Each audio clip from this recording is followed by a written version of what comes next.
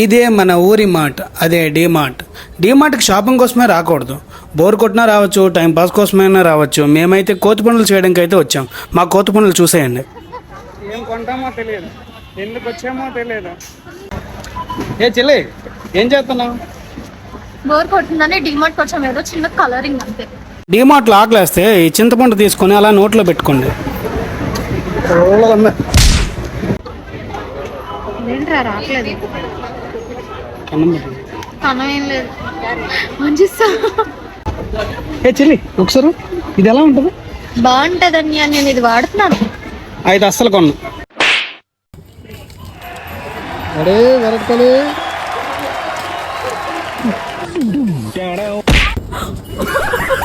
పగిలిపోయింది, ఏదో పగల. నీకెందుకురా అన్నయ్య? నా బాధలన్నీ దీంతోనే చెప్పుకుంటున్నా. ఇదే నా పంచ్, ఇదే నా లవర్, ఇదే నా బాయ్ ఫ్రెండ్. భార్గవి వంటలకి స్వాగతం. స్వాగతం. ఓ పెద్ద తెలిసిపోద్ది తెలీదు. అది లేడీస్ టీ షర్ట్ రా. సేమ్ పండు కోతి లెక్కన ఉన్నావురా. నాలో ఉన్న క్రియేటివిటీ మొత్తం బయటికి తీసి బిల్లు 2000 అయింది. టైం పాస్ బోర్ కొడుతుందని వచ్చాము. 2000 అయింది బిల్లు.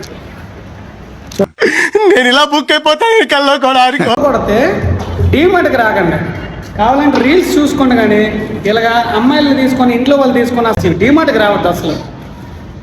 డీమార్ట్ మొత్తం తిరిగి కలిసిపోయాక లాస్ట్లో పిజ్జా తినకపోతే ఎలా ఉంటుంది చెప్పండి?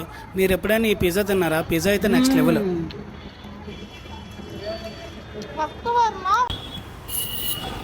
అబ్బా, డీమార్ట్ అయిపోయింది. ఆటో కోసం వెయిట్ చేస్తున్నాం. ఏం చెల్లి, డీమార్ట్ మీద నీ స్పందన ఏంటి? డీమార్ట్ అనేది ఒక ఎమోషన్ అన్నయ్య. అమ్మాయిలకి ఏంచో ఎమోషన్, అబ్బాయిలకి ఏంచో మోషన్ బిల్లు కట్టడానికి.